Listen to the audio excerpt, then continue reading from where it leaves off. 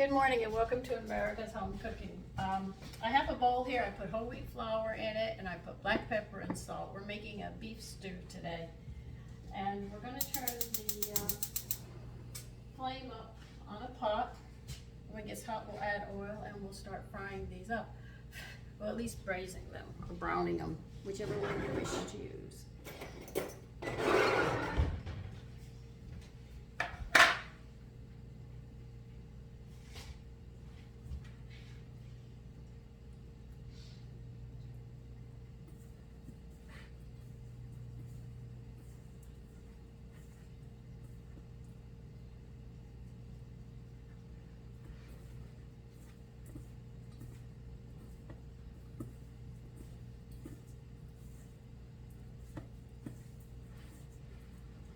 Some people leave this step out and they just boil the beef and it's flat. This is why you have to do this, to get that flavor that you're looking for. You want your stews to be that extra step up.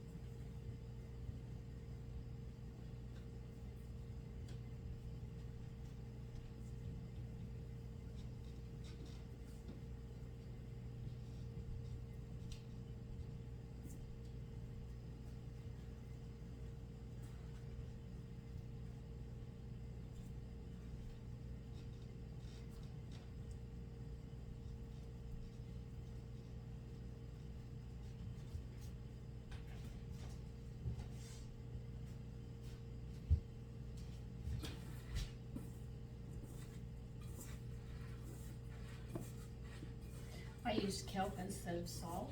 Like I told you, I interchange them. But I'm more towards kelp than I am salt.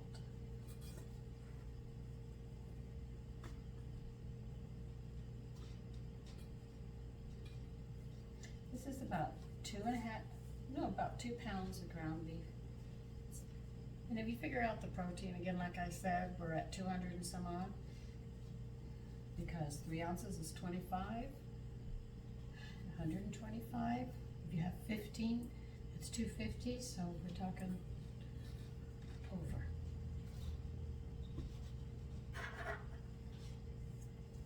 So you can see, meat has a lot of protein in it.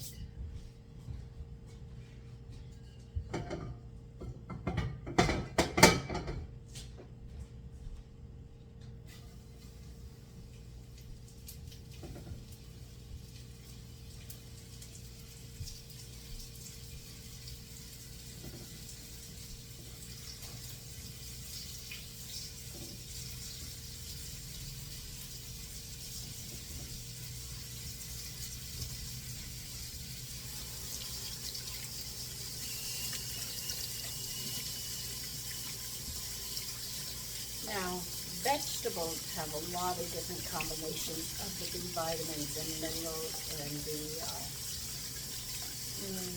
omegas and stuff that you need. So what I'm going to do is when I make vegetable stocks and I cook with them, I get all that. And I always use vegetables in different combinations so you can get those nutrients that you need.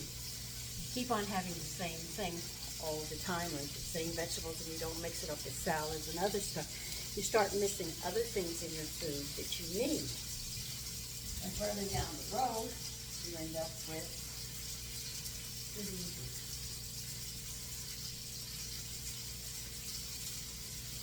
Because somewhere along the line in this eating, you're missing something, and as the body depletes it, it causes a chain reaction. It's like the alphabet. You go A to Z, right? So let's say you leave LMC, so everything that's associated with L in spelling, those words are gone. It's the same way it works when you don't get those nutrients, or vitamins and minerals, or whatever you want to call them. You go through your life and you're missing them. The chain reaction, just like the alphabet, you get to L, you can't go any further. Well, you go past L, but there are words you can't use anymore because the letter L is there. The same thing starts happening with the nutrients. If you're missing that nutrient slowly in time, it leads to chain reaction of other things that cannot be utilized in the body. Enzymes cannot be made to break down and other things. So the next thing you know, you get sick. And then after that comes illness. But it doesn't happen overnight. It takes a lifetime because the cells change every 7 years.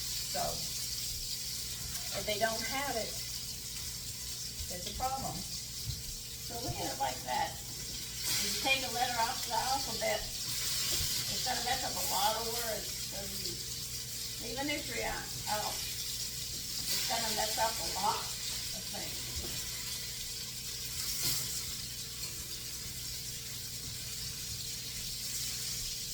So the more versatile your diet,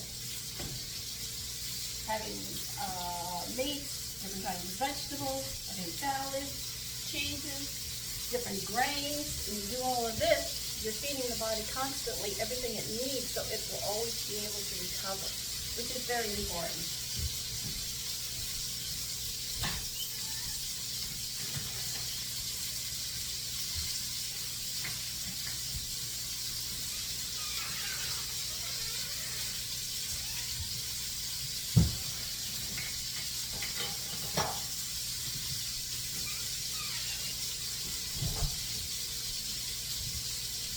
I've had some broadleaf planted seeds that I had harvested in the summer, and they're high in omega-3. Now, they say you get omega-3 from fish, but you can also get them from these seeds. So it's not that you can't get them. They're right there. I think flaxseed, if I remember correctly, flaxseed seeds also are high in omega-3. So there's another place you can get it.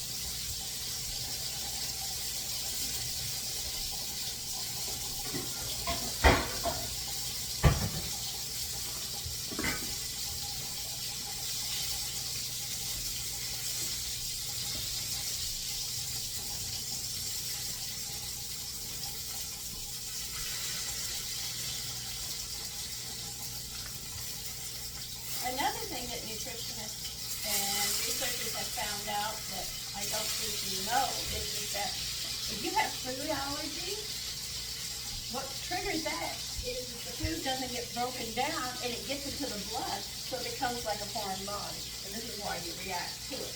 So that would mean your digestive system is not up to date, or something is missing in your digestive system and it can't break down that certain food. So it gets into the blood, and then it's like large particles, and it hasn't been broken down. It's floating in there, and it's irritating the whole system.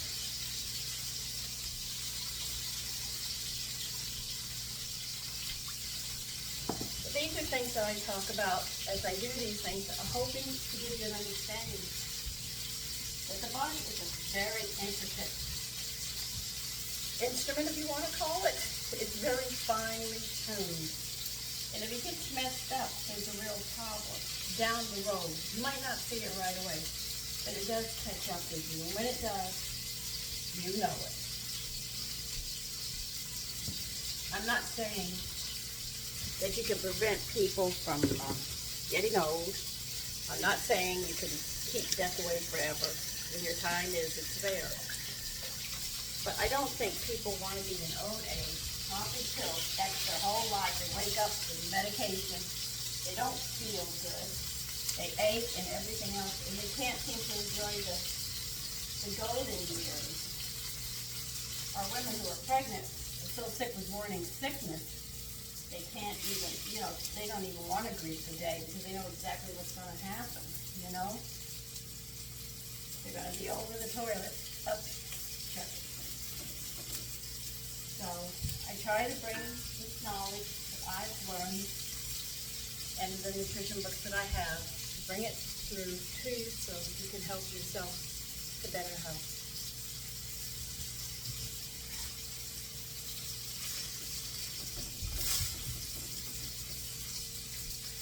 So I'm going to continue browning this. And when I'm done and I get ready to put the liquid and stuff in, I will be back. Okay, the meat's brown. We're going to put it all back in here.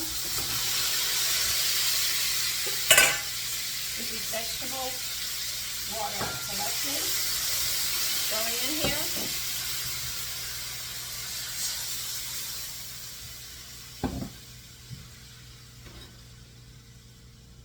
Pour enough to make sure that your meat's covered. Oh, this smells good. I'm going to put in a teaspoon of broadleaf seeds to get those omega vitamins. Let me get my measuring spoons.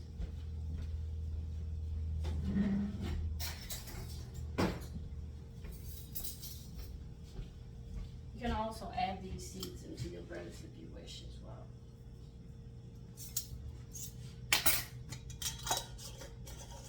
We're going to bring this to a boil. We're going to let it simmer, probably about an hour and a half to 2 hours.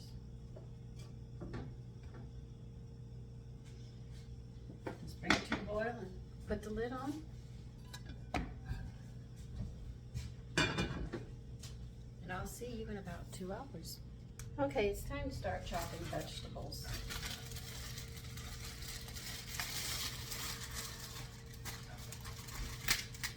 We're going to put a rib of celery in.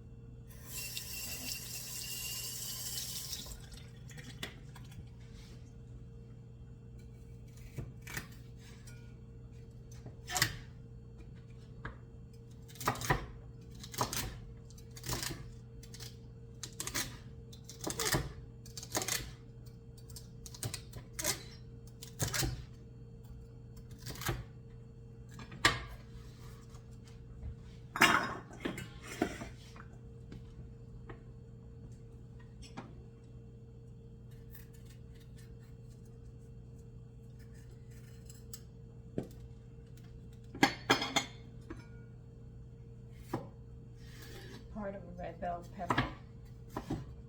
This was actually left over from the Spanish pie dish that I made.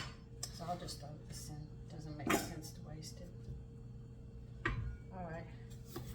Now I am going to peel this yam. I am going to put the peelings in my vegetable peelings so that I can add it to the stock that I'll probably make with it, because I don't want to waste it.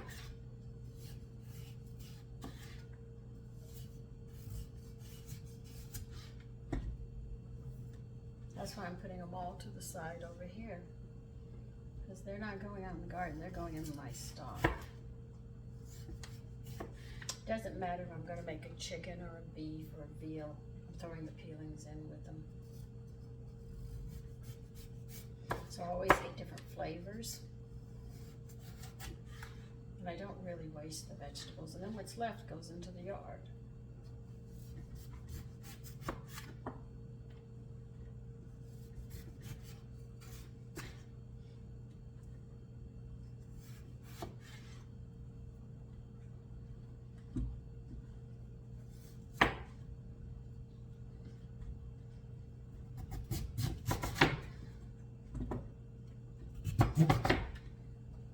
And yams have less starch in it. I think it has more vitamin A in it. Well, I know it's got more nutrients than the white potatoes, so they're really good. You should try them raw. They really have a nice taste to them too. See? When you eat them, you don't taste the starch like you do in the white potatoes. If you eat a piece of white potato raw, the starch is really, really high on. This one you can taste sugar in it like the sweet potatoes. Though they have a different taste, you can taste the difference.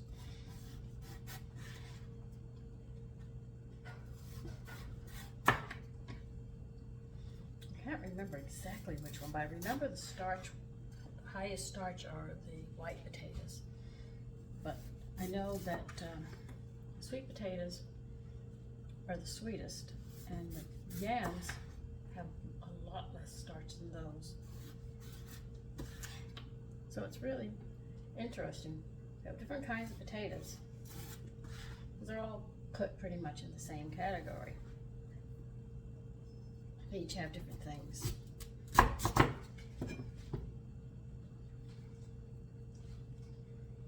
I can't remember offhand exactly what I'd have to get my books out to read exactly what these have in it.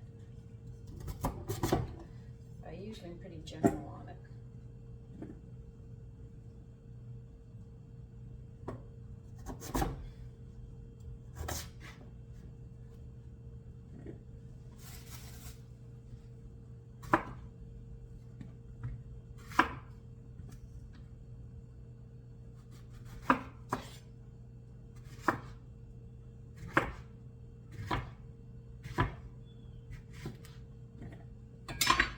I put zucchini in it too. I tell you, when you make stews and stuff, you put all sorts of stuff in it. Well, I don't like this. Put it in. Listen, I know it's hard. You have a husband, he's eating one way, he does not want to change his way of eating. You have to get creative to introduce him. My husband tolerated everything till I went to kelp. He drew the line there, so I had to figure a way of getting around him with the kelp. So I did it.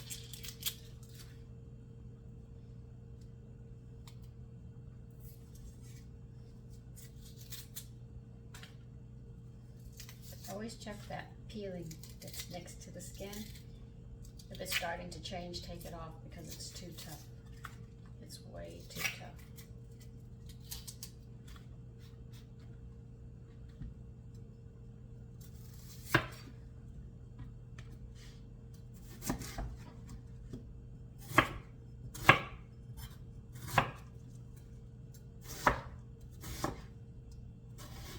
Now what I'm going to serve with this is some whole grain sourdough bread that I made, and the modified butter to go with the stew. And I'll stick the, I'll make the gravy a little thicker, because if it's too liquid, you can't carry it to work, so I'm going to thicken it up so it'll be easier to carry to work.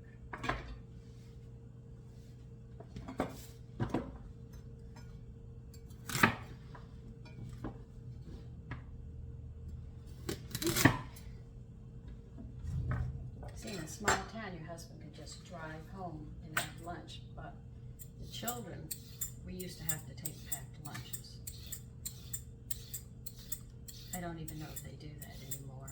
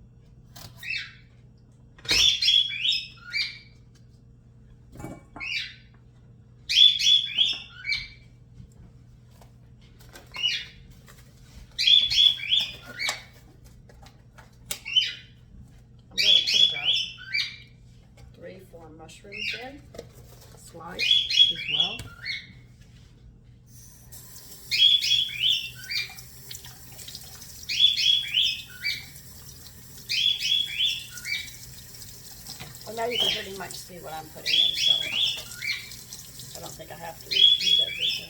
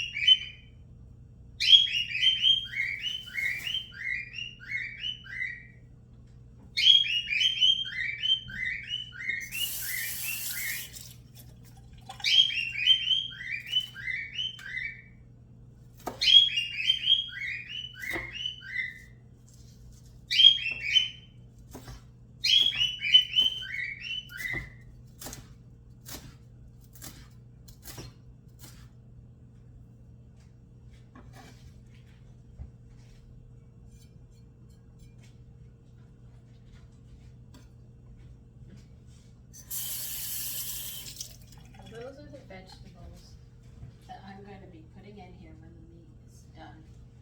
And we have to wait for it to finish cooking.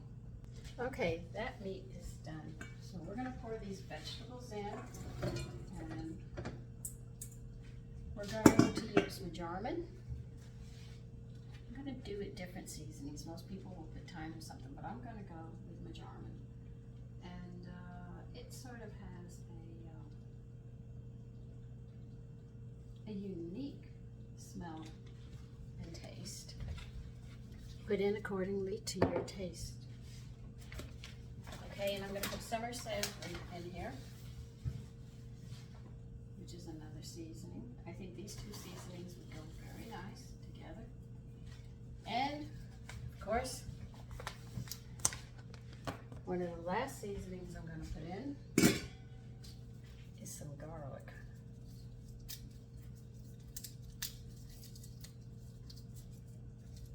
And then we'll get to the wine.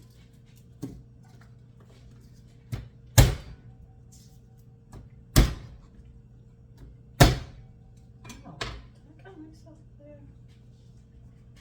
Be careful with the edge of the knife. Well, I might have. Won't be new to me.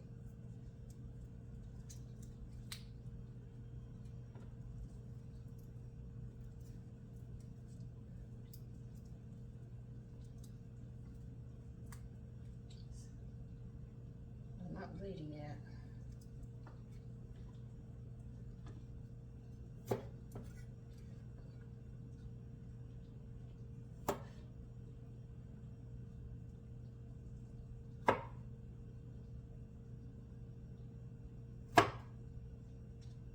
I can feel it, but I might have poked myself, but that's all.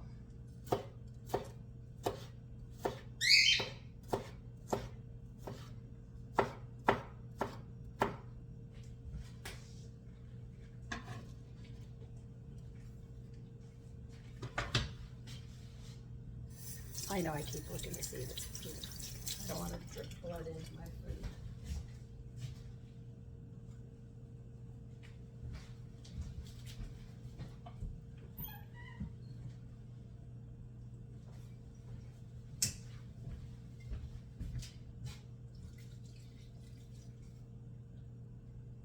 Pour some red wine in and enjoy. Turn the flame up, you've got to bring it to a boil.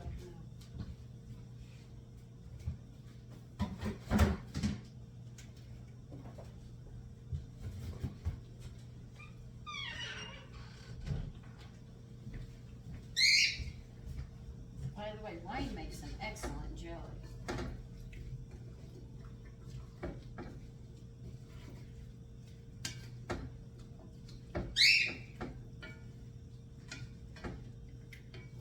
And see, you have the stock with all those flavors as well, and the vegetable water, as well as the lime in here, and the vegetables and the seasonings you put in here, so it's really gonna be delicious.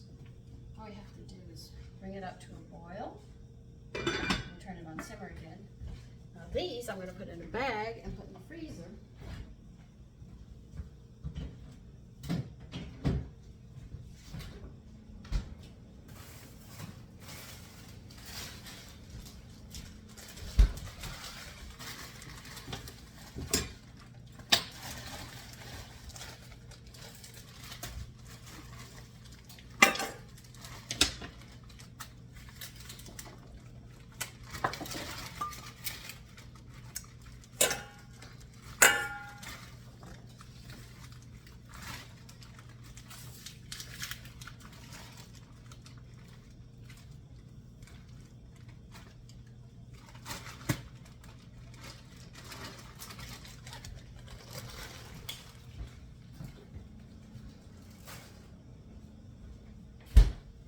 Now, as soon as your stew comes to a boil, turn it down to a simmer and let the vegetables cook.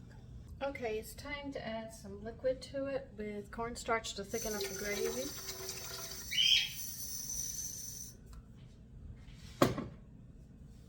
And salt to taste. So I'm going to get the cornstarch going first.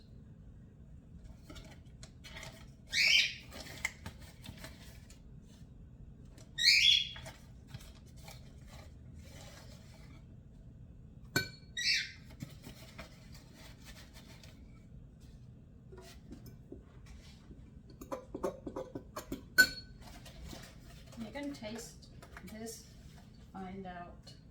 I need a spoon, hold on.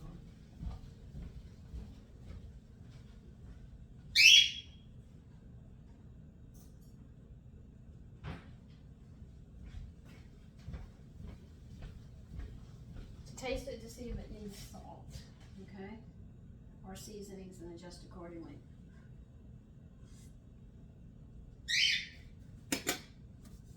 Mine needs salt.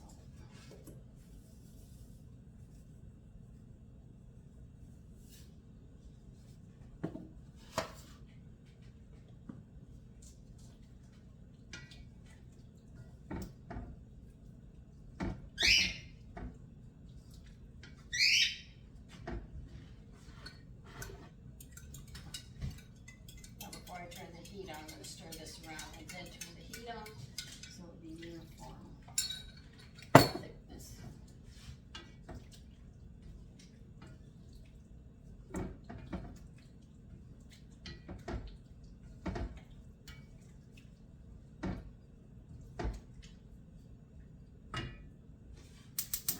Bring it to a boil, and then that's it.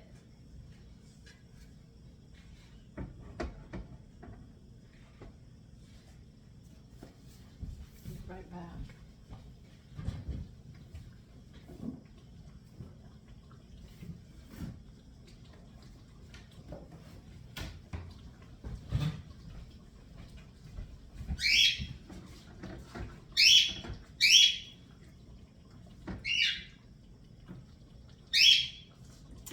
Okay, that's how, this is one of many ways I make stew. Sometimes I'll change the vegetables around. Sometimes I'll make pork stew, veal stew, whatever I have. But I'm going to show you how it looks so you know what mine looks like. Let's see if I can get this camera working right. Let's see. You know what? I'm going to be better if I just tilt you. Hold on. That's my stew right there. That's it right there. So one of my many ways that I make stew. I hope you try it, you know, or be creative in it. You don't have to use turnips, carrots, onions, celery all the time. Add other things, take those out, mix it up. Try different seasonings. They're really great. When I make a pork, there are certain seasonings that you use with pork. Then if you make veal, you have certain seasonings you make with veal. The same thing with beef, chicken. You can go anywhere. Anyway, have fun in the kitchen and take care.